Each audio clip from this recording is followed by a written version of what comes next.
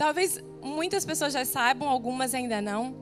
Mas o tema desse final de semana das mulheres é... Alguém sabe? A vida é bela.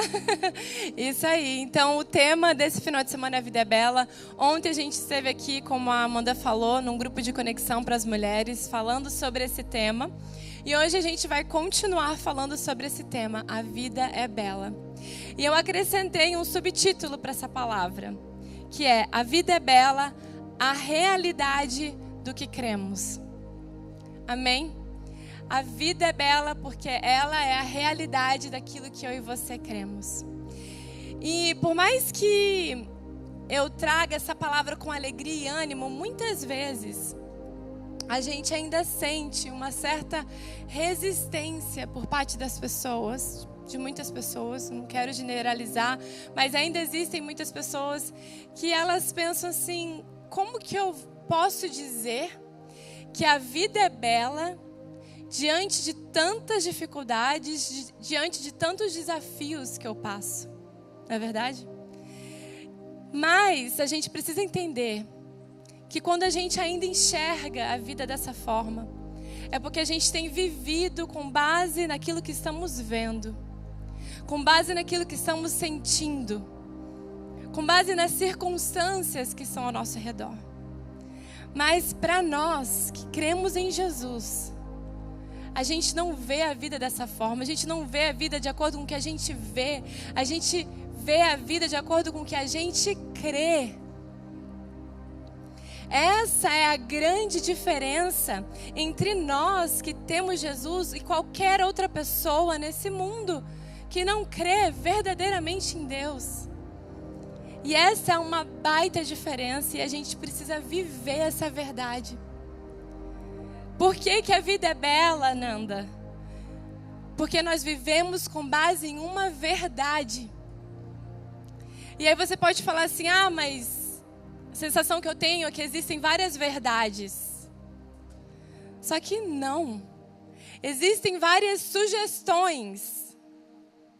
Entende? E talvez você até esteja, vivendo sob uma sugestão das más notícias, uma sugestão de um diagnóstico, uma sugestão de um pensamento errado sobre você, uma sugestão de que alguém falou sobre você, mas essas são apenas sugestões. Essa não é a verdade sobre quem você é, sobre como é a sua vida. A gente precisa colocar a nossa fé no lugar certo, gente. O lugar certo é aonde, Nanda? O lugar certo é Jesus, é a palavra de Deus.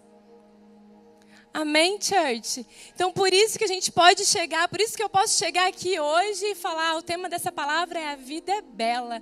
Porque eu estou pregando e eu vivo de acordo com o que a palavra de Deus diz. E eu declaro isso sobre a sua vida hoje. De que você também pode crer, baseado nessa verdade de que a sua vida é bela, sim. Queria que você já começasse declarando por fé, a minha vida é bela. Porque eu tenho Jesus.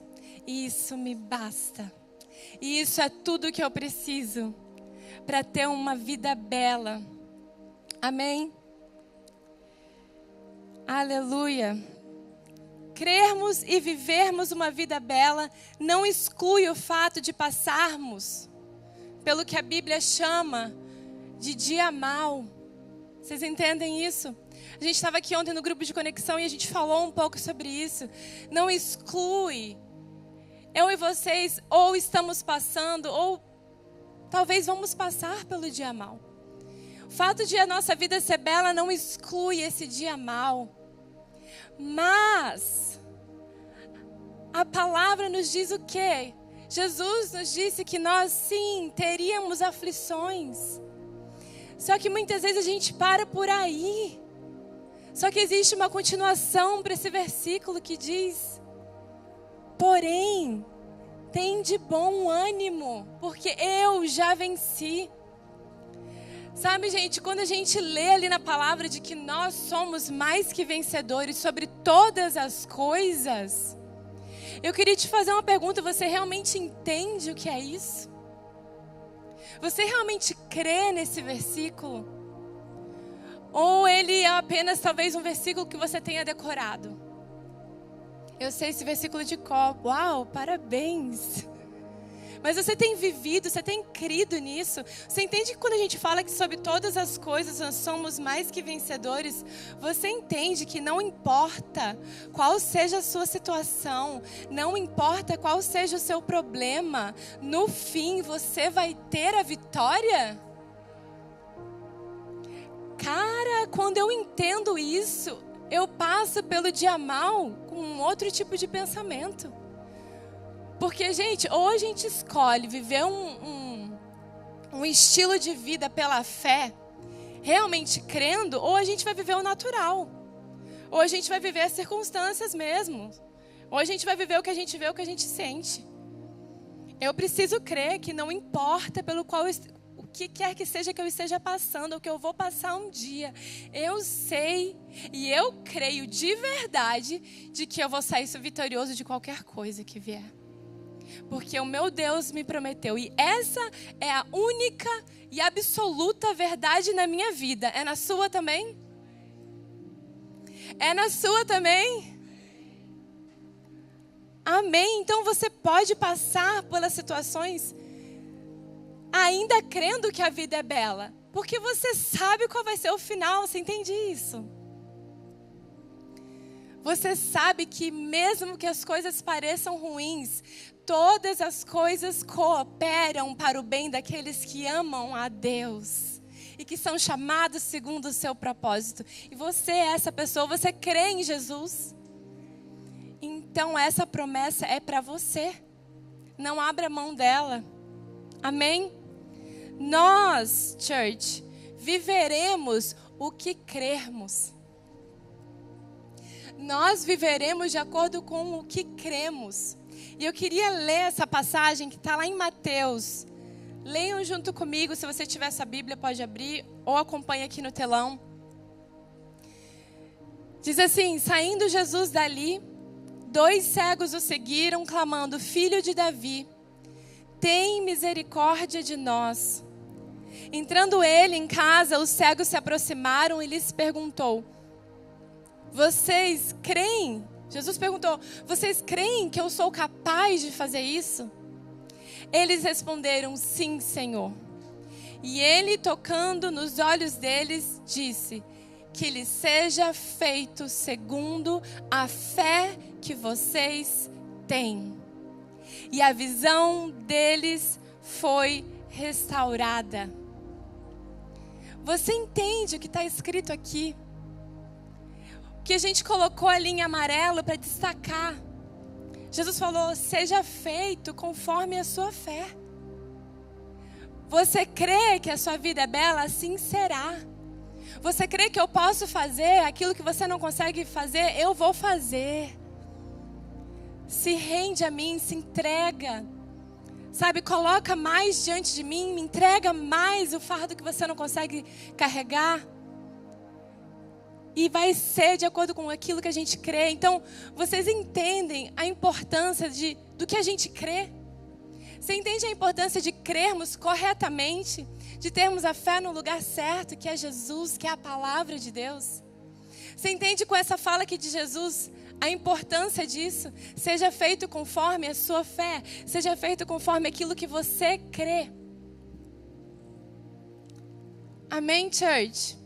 Vocês entendem que esses cegos, caso eles tivessem dito que não criam, eles iam continuar vivendo o natural? Eles iam continuar cegos, vivendo uma vida muito triste, com inúmeras dificuldades que eu nem consigo imaginar que uma pessoa cega pode passar? E não é isso que Deus tem para nós. E Ele fala: creia, creia. Você entende que se você crer naquele jargão que diz: não é fácil a vida do crente. Não é fácil a vida do crente. Quem aí já ouviu isso? Você entende que se você crê nisso, assim será com você? Ah, Nanda, você está me falando então que talvez eu devo evitar o negativismo. Ou o poder do universo, quando eu falo isso, vai vir contra a minha vida. Não, gente, tem nada a ver com o poder do universo, com negativismo. Tem a ver, de novo, em você colocar a sua fé no lugar errado. Você está colocando a sua fé no que as pessoas estão dizendo. Você está colocando a sua fé nas circunstâncias, naquilo que você está vendo. Você está vendo passar por um momento difícil, então você coloca a sua fé naquilo e fala, realmente, a vida do crente não é fácil, é dolorida, é difícil. Você já percebe que a maioria das pessoas que creem assim, elas vivem essa vida difícil, pesada? E é assim. O justo viverá pela fé, sobre crermos. E assim como a gente crê, assim a gente vive a nossa vida. E eu queria ler com vocês mais uma passagem. Mas antes disso, quando o Espírito Santo estava falando comigo sobre essa palavra, ele me deu 3 pontos que eu vou trazer hoje. E o primeiro deles é: Ele pode. Ele pode te dar uma vida bela. Amém? E é com base nisso que a gente vai ler esse versículo. Como que eu sei isso? Você entende que não tem como eu te afirmar nada, principalmente aqui de cima, se isso não estiver baseado na palavra de Deus. A gente não está aqui pregando uma doutrina, a gente não está aqui falando de algo que a gente acha. Isso aqui a gente precisa, tudo que a gente fala aqui está baseado na palavra de Deus. E com ela vem junto uma revelação por parte do Espírito Santo para que a gente possa entender o que de graça nós recebemos. É isso que diz a palavra. E lá em Marcos 9, 14 ao 23 diz assim: Quando chegaram onde estavam os outros discípulos, viram uma grande multidão ao redor deles e os mestres da lei discutindo com eles. Logo que todo o povo viu Jesus, ficou muito surpreso e correu para saudá-lo. Perguntou Jesus: O que vocês estão discutindo? Um homem no meio da multidão respondeu: Mestre, eu te trouxe o meu filho que está com um espírito que impede de falar. Onde quer que o apanhe, joga-o no chão, ele espuma pela boca, range os dentes e fica rígido. Pedi aos teus discípulos que expulsassem o espírito, mas eles não conseguiram. Respondeu Jesus: Ó geração incrédula, até quando estarei com vocês? Até quando terei que suportá-los? Tragam-me o menino. Então eles o trouxeram. Quando o espírito viu Jesus, imediatamente causou uma convulsão no menino. Este caiu no chão e começou a rolar, espumando pela boca. Jesus perguntou ao pai do menino: Há quanto tempo ele está assim? Desde a infância, respondeu ele. Muitas vezes esse espírito tem lançado no fogo e na água para matá-lo. Mas se podes fazer alguma coisa, tem compaixão de nós e ajuda-nos. E Jesus responde: Se podes. Se podes. A minha sensação é que Jesus está falando assim: é sério que você está me fazendo essa pergunta? Se eu posso?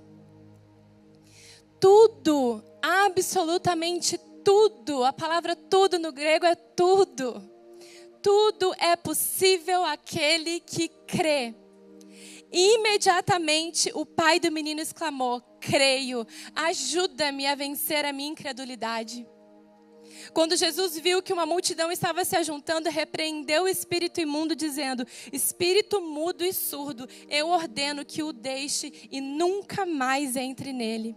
O espírito gritou, agitou-o violentamente e saiu.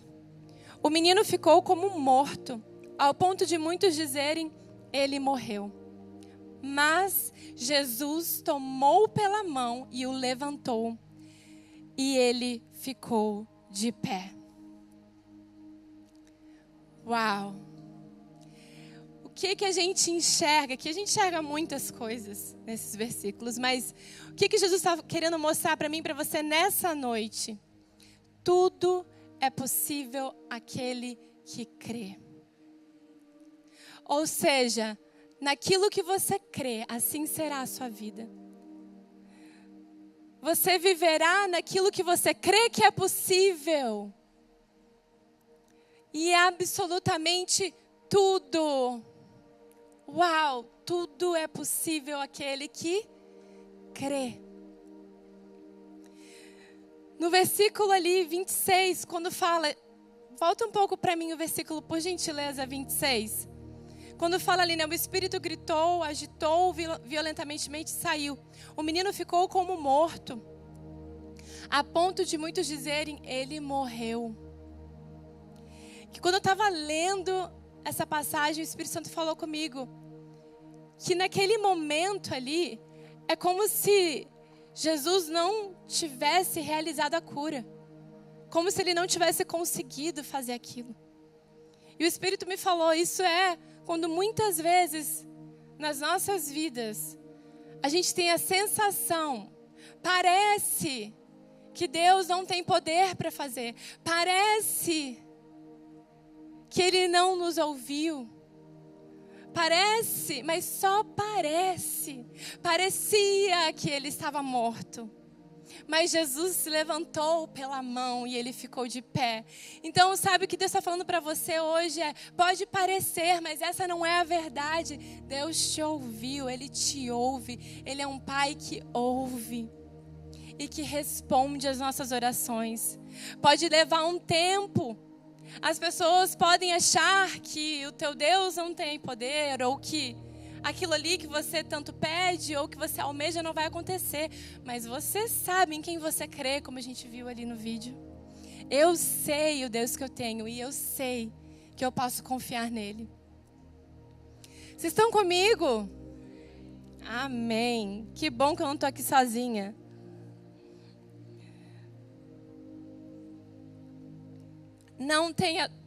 Por isso não tenha dúvida que Deus tem poder para te curar, te restaurar. Parei só um pouquinho. Não tenha dúvida que Deus tem poder de te curar, te restaurar, te transformar, te restituir, te resgatar, te salvar, te libertar, seja o que for. Ele tem poder para isso que você precisa. Aí você pode me perguntar, mas Nanda, Deus também tem poder de fazer isso na vida da minha esposa? Deus também tem poder de fazer isso na vida do meu marido, na vida do meu filho, na vida de ciclano? Tem. Porém, essa pessoa também precisa estar aberta para primeiro crer e se render a uma obra de Deus na vida dele. Você entende isso? Que existe o livre-arbítrio. E por mais que sejamos casados, por mais que sejamos pai e filho, mãe e filho, cada um de nós somos um indivíduo que precisa crer, que precisa se abrir para que Deus possa fazer uma obra completa na nossa vida. Amém? E o segundo ponto é algo que é ainda mais importante do que Deus pode. Ele quer. Muitos filhos de Deus, muitas pessoas creem que Deus pode, que Deus tem poder para fazer. Mas, infelizmente, até hoje, muitas pessoas têm dúvida se Ele quer. Se Ele quer nos dar uma vida bela. E eu te digo com muita convicção, porque eu tenho essa informação aqui na palavra de Deus, de que Jesus quer. De que Deus quer que você tenha uma vida bela. Você entende isso? Ele quer te ver feliz. É da vontade de Deus te ver feliz. Olha o que diz. Antes de eu ler essa passagem, eu queria voltar lá no versículo 22. Por favor, JP. Na segunda parte do versículo 22 diz: mas se pode fazer alguma coisa, tem compaixão de nós e ajuda-nos. Você entende que ele tinha duas dúvidas ali? Primeiro ele fala, se podes. E ele fala, tem compaixão. Ele pede para Jesus, tenha compaixão de mim. Tenha compaixão do meu filho. Como se Jesus não tivesse. E é disso que eu estou falando nesse segundo ponto aqui, de que ele quer. É entender que o meu Deus, o teu Deus, Ele quer, Ele tem compaixão por nós. Não tenha dúvida disso, de que Ele tem compaixão pela sua vida, pelo seu sofrimento, seja o que você estiver passando ou o que você vai passar na sua vida. Ele tem compaixão por mim, por você. E aí a gente vai ler essa passagem que está lá em Marcos. Também estamos passeando por Marcos. Olha o que diz Marcos 1, do 40 a 42. Um leproso veio e ajoelhou-se diante de Jesus, implorando para ser curado. Se o Senhor quiser, pode me curar e me deixar limpo. Você entende que ele cria que Jesus poderia deixar ele limpo, mas ele tinha dúvida se Jesus queria. Se é uma condicional. Se o Senhor quiser, pode me curar e me deixar limpo. E aí olha o 41, fala assim, ó, cheio de compaixão. Jesus estendeu a mão e tocou nele. Eu quero, respondeu Jesus. Eu quero te curar. Eu quero transformar a sua vida. Eu quero te libertar de seja qualquer mal. Eu quero te dar um futuro maravilhoso. Eu quero verdadeiramente te libertar da ansiedade e fazer você caminhar sobre as águas em paz, em tranquilidade. Eu quero, e eu, cheio de compaixão, faço isso pela sua vida. Esse é o nosso Deus, esse é o nosso Jesus. Será que isso te toca de alguma forma? Em ter um Jesus, um Deus tão maravilhoso? Seja curado, ele continuando, seja curado e fique limpo. Ele não só curou, ele limpou aquele homem. A gente sabe como um leproso se sentia ali, né? Sujo, indigno. Ele não só curou, ele limpou aquele homem. Ele trouxe dignidade de novo. No mesmo instante, a lepra desapareceu e o homem foi curado. Você ainda tem dúvida se Jesus quer? Vamos ler aqui mais um versículo. Vamos ver que ele morreu para que você tivesse uma vida bela. Olha o que diz João 10, do 9 ao 11. Eu sou a porta. Quem entra por mim será salvo. Entrará e sairá e encontrará pastagem.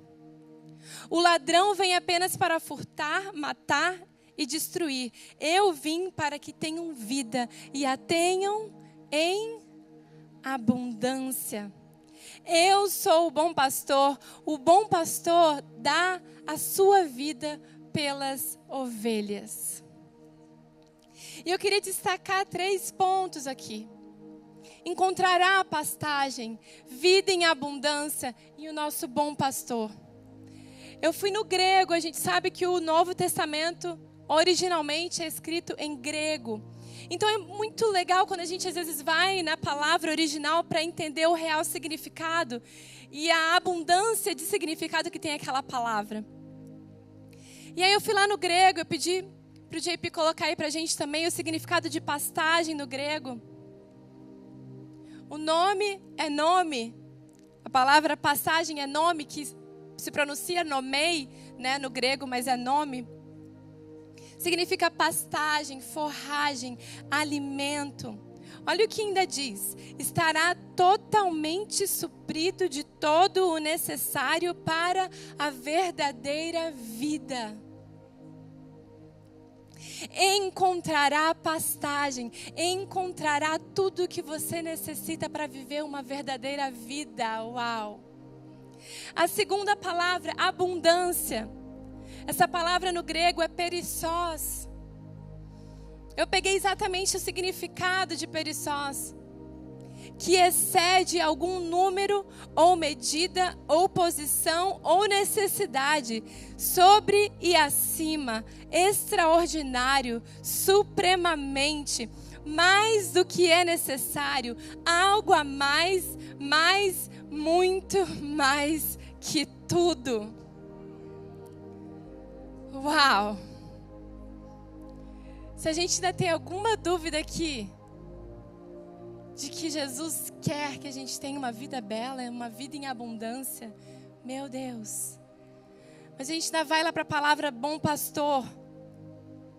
No grego, poimen, que significa cuida, apacenta, alimenta.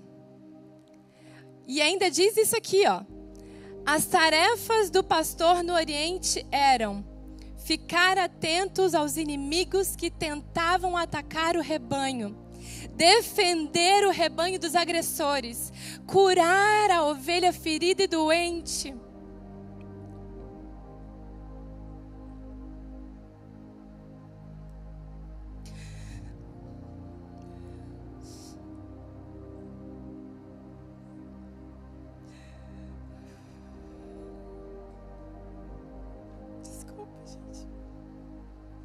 Mas isso aqui é muito lindo, cara.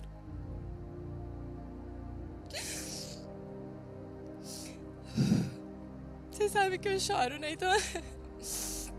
Mas assim, ó, muitas vezes a gente tem Jesus como nosso Salvador poderoso, mas a gente esquece que Ele também é o nosso bom pastor, que Ele cuida de nós. Curar a ovelha ferida e doente, achar e salvar a ovelha perdida ou presa em armadilha.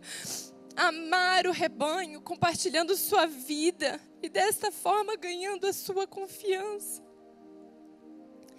Sabe, a gente vai vendo Deus cuidando de nós, a gente vai vendo Ele nos tirando de lugares sombrios, a gente vai vendo Ele nos levando a lugares que a gente nunca imaginou estar, e a gente vai ganhando, Ele vai ganhando essa nossa confiança de saber que eu posso confiar em Jesus. Eu sei que eu tenho um bom pastor e que Ele cuida de mim todo e qualquer momento. Ele me cura, Ele me protege, Ele me alimenta. Sabe, e Jesus está falando isso para a gente hoje. Eu sou o seu bom pastor, eu não só te salvo, mas eu cuido de você. E eu prometo te proteger de qualquer questão na sua vida. Amém, church? Olha o que diz Salmo, obrigada.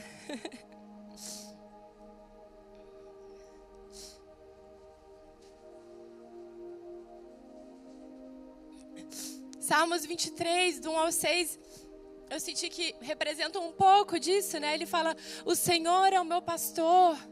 Sabe, esse versículo a gente já conhece, mas eu tô aqui para te lembrar Ele. Nada me faltará. Ele me faz descansar em pastos verdes e me leva a águas tranquilas. O Senhor renova as minhas forças e me guia por caminhos certos, como Ele mesmo prometeu. Ainda que eu ande por um vale escuro como a morte, não terei medo de nada, pois Tu, ó Senhor Deus, está comigo. Tu me proteges e me diriges. Preparas um banquete para mim, onde os meus inimigos me podem ver. Ou seja, não temos medo. Tu me recebes como convidado de honra e enches o meu copo até derramar. Certamente a tua bondade e o teu amor ficarão comigo enquanto eu viver.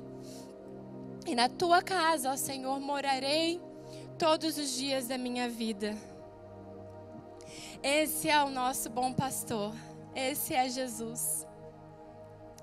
E o terceiro e último ponto a gente falou de que Jesus pode nos dar uma vida bela, Ele quer nos dar uma vida bela. E o terceiro e último ponto Ele nos deu uma vida bela. Você crê nisso? E quando o Espírito Santo estava falando sobre isso, né, sobre Ele ter nos dado uma vida bela, eu lembrei de um post que eu vi no Instagram. Esse post era de um pastor criticando o outro. E o que ele estava criticando era uma fala de um pastor. Eu acho que talvez vocês até tenham visto isso porque viralizou a fala desse pastor.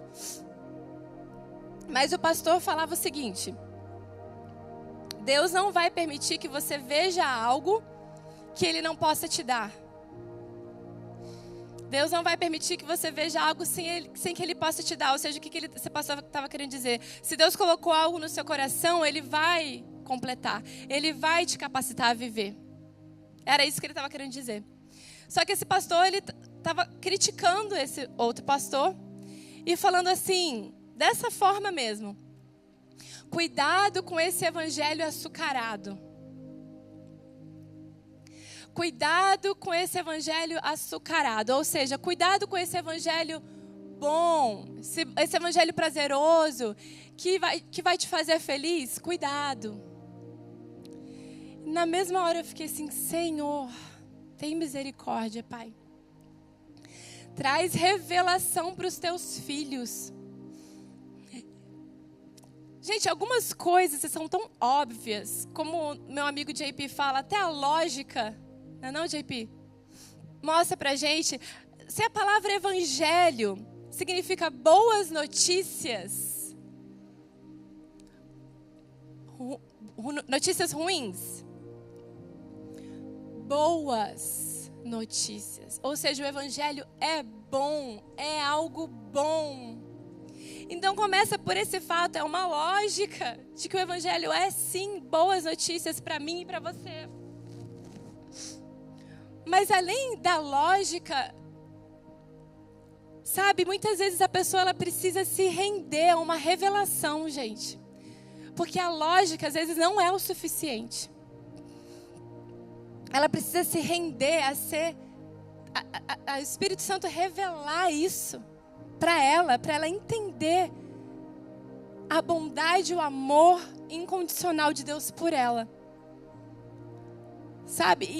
E a gente vai até um certo ponto, a gente está aqui ensinando, a gente está aqui mostrando, versículo após versículo, mas se a pessoa ela não se render a essa revelação, ela continua pensando dessa forma, de que é um evangelho açucarado, que é um evangelho muito bom para ser verdade. E nesse próximo, essa próxima arte, né, era um carrossel. Então ele mostrou essa frase e falou, cuidado com esse evangelho açucarado. E no próxima arte do Instagram, estava uma foto de Moisés. E ele escreveu assim, fala isso para Moisés então.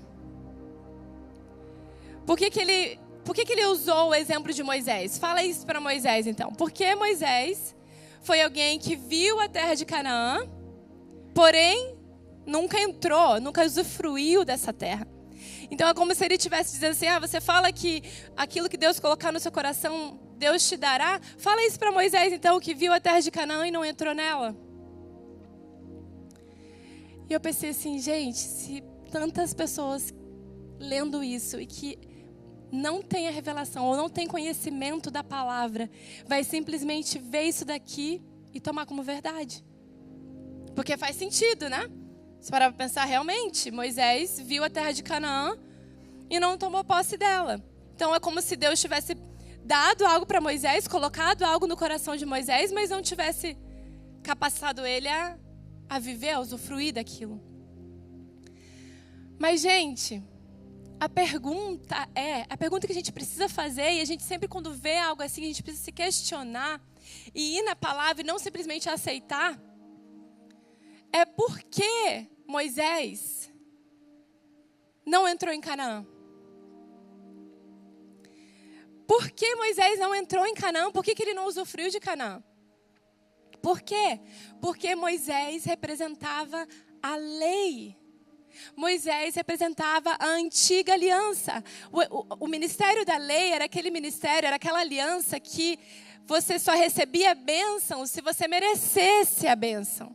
Se você obedecesse e não errasse em nenhuma das ordenanças. Então você poderia ter uma bênção. Caso você desobedecesse, vinha o quê? Maldição sobre a sua vida. Essa era a aliança da lei. Então você entende que não tem como Moisés, não teria como Moisés tomar posse daquela terra, usufruir daquela terra. Por quê? Porque Moisés desobedeceu a Deus. Se você quiser saber mais que momento foi esse, onde diz isso na palavra, está lá em Números 20, se você quiser anotar, se você quiser pesquisar depois. Deus fala assim para Moisés: Moisés, fala aquela rocha e dela sairá água para você matar a sede dos israelitas. Só que eu acredito que alguns aqui saibam que Moisés não falou com a rocha. O que ele fez? Bateu na rocha. Ele feriu, algumas versões falam, ele feriu a rocha. E de cara, você já percebe a diferença entre a velha aliança, lei, que é força, que é eu mereço, que eu faço por merecer, de que eu justifico a mim mesmo pelas minhas obras. E a nova aliança da graça, que é através da fé, que é o falar, que é o confiar, que é o crer. E Moisés, ele representava a lei. Eu acredito que eu não teria nem opção ali para Moisés. Ele ia acabar fazendo pela força, porque ele representava o ministério da lei, o ministério do merecimento. Então você entende que não teria como Moisés tomar posse daquela terra prometida, das bênçãos, pela força, pelo merecimento, porque ele já deixou de merecer naquele momento que ele desobedeceu a Deus, pois ele estava debaixo daquela aliança. Vocês estão me acompanhando nisso, gente? Eu vou crer que sim, né? Será que alguém seria verdadeiro e falaria não? Não sei. Mas só um pouquinho. A terra de Canaã, ela representava o quê? As promessas de Deus.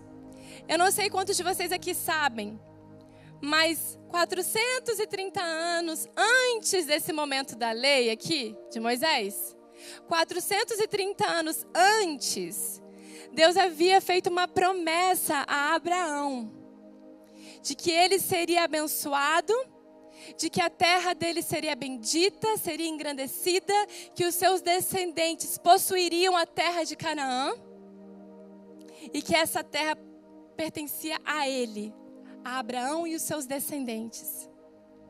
E você entende que quando Deus fez essa promessa a Abraão aqui, 430 anos antes da aliança da lei, Abraão, ele creu nessa promessa pela fé.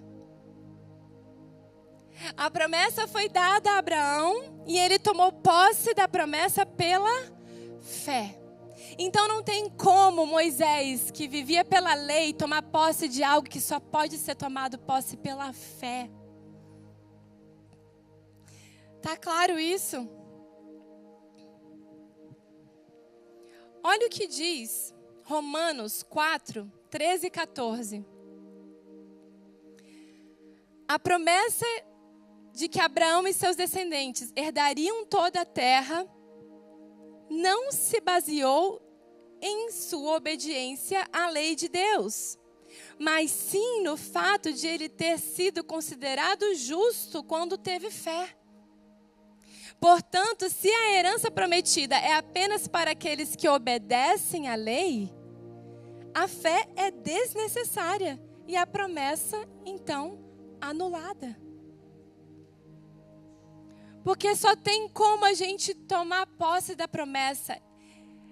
Você entende que hoje, nós que estamos debaixo de uma nova aliança, a aliança da fé em Cristo Jesus, as bênçãos que nós recebemos não é mais com base no que a gente faz ou deixa de fazer, ou pelo nosso merecimento, mas porque nós cremos em Cristo Jesus, de que Ele tomou posse dessa herança por nós.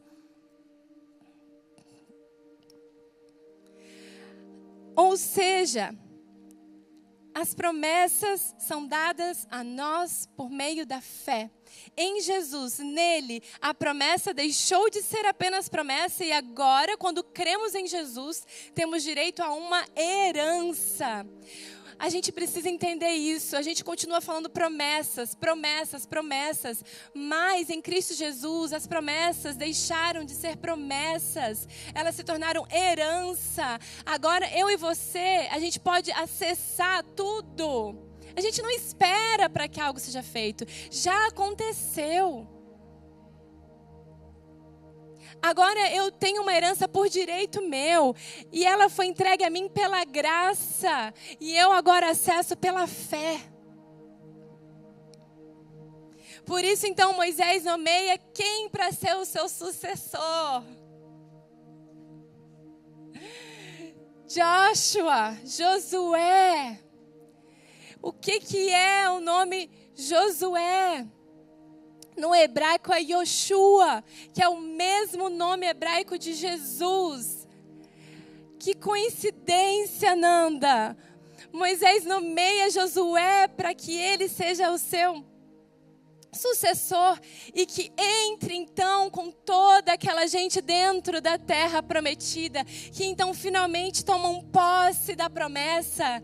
Por quê? Porque Josué apontava para Jesus. Ele era o descendente que viria da parte de Deus, morreria por mim, por você e nos daria a nossa terra prometida, que representam as bênçãos de Deus, todas as bênçãos de Deus.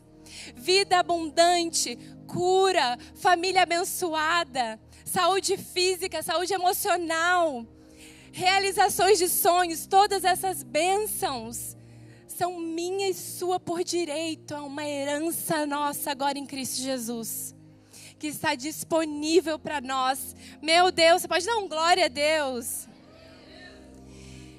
E eu queria finalizar com essa passagem que eu resolvi pegar ela da nossa Bíblia, a Mensagem. Quem aqui tem a Bíblia, a Mensagem? Essa Bíblia é a Bíblia que tem uma linguagem mais clara, mais contemporânea, que a gente facilmente entende o que está escrito. Eu aconselho você até ter, a gente tem aqui na nossa lojinha, se você tiver interesse, tenha ela. Você pode ter as outras versões, mas é tão bom você poder ir nela quando você tem alguma dúvida ou você não está claro aquilo para você, você vai na Mensagem e aquilo se torna mais claro, porque é uma palavra mais cotidiana nossa. Então, por isso que eu trouxe essas passagens aqui nessa versão, a Mensagem. E eu queria que você, gente, tentasse se concentrar nessa leitura agora, para que você não perca nada e que você receba essa revelação que vem do alto. Vamos fechar com chave de ouro, vamos prestar atenção aqui, o que Jesus está querendo falar com a gente. Olha o que diz, o que Paulo está dizendo ali aos Gálatas. Portanto, quem agora vive pela fé, tem a mesma bênção de Abraão, que viveu pela fé. Não se trata de uma doutrina nova, é antiga e mostra que todo o que tentar viver a justiça por esforço próprio, independentemente de Deus, está destinado ao fracasso. As Escrituras resumem isso assim: maldito aquele que não consegue cumprir tudo o que está escrito no livro da lei. A impossibilidade óbvia de se cumprir um código moral como esse deixa claro que ninguém pode ter um relacionamento com Deus nessa base. Só pode ter um relacionamento real com Deus quem aceita o caminho de Deus. Fazer alguma coisa por Deus é o oposto de deixá-lo fazer por nós. Abacuque disse tudo.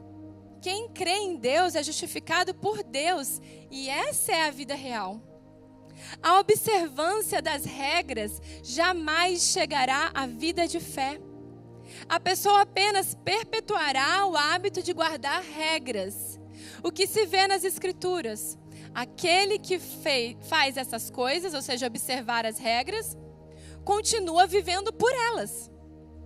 Cristo nos redimiu dessa vida amaldiçoada de derrotas quando Ele mesmo a absorveu. As Escrituras dizem: maldito é aquele que for pendurado no madeiro. Foi o que aconteceu quando Cristo foi pregado na cruz. Ele se transformou em maldição e ao mesmo tempo deu um fim à maldição. Agora, por causa disso, está tudo resolvido.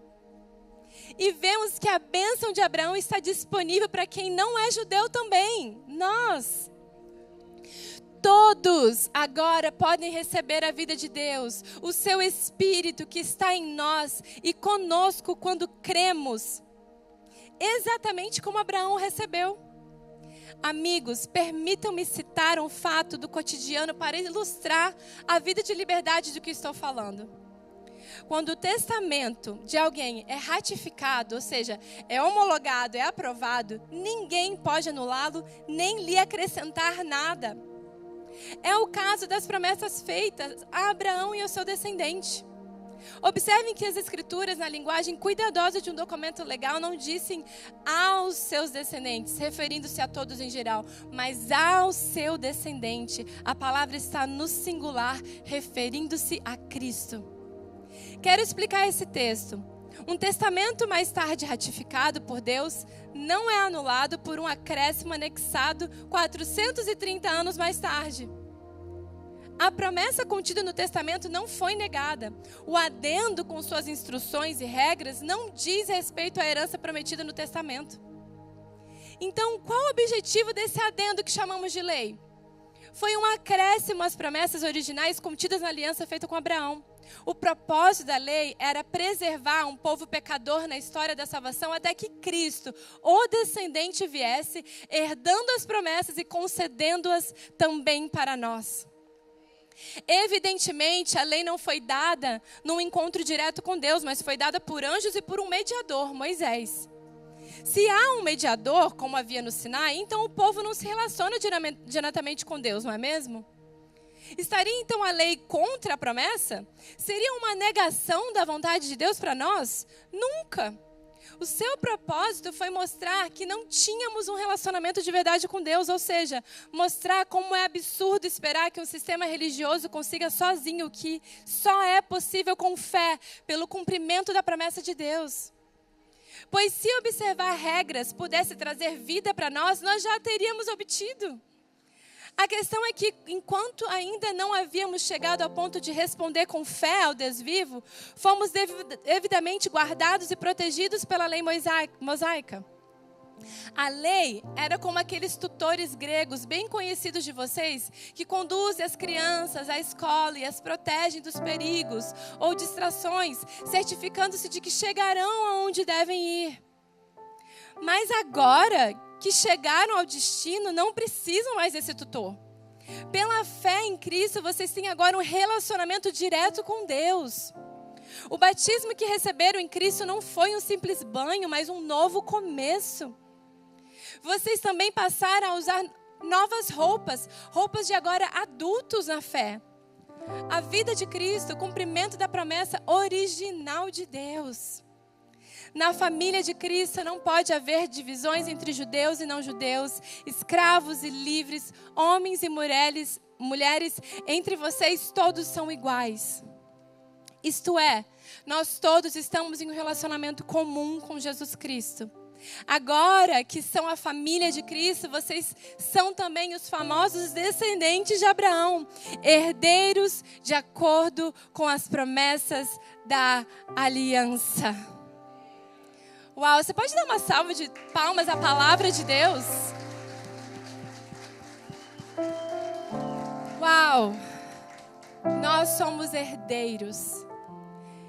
Você é herdeiro. A promessa não virá. Ela já pertence a você. Tome posse disso. Não abra mão de viver essa vida bela que Jesus conquistou para você. Não se esqueça desses 3 pontos. Ele pode, Ele quer e Ele te deu. Ele nos deu uma vida bela. Graças a Jesus Cristo. Amém.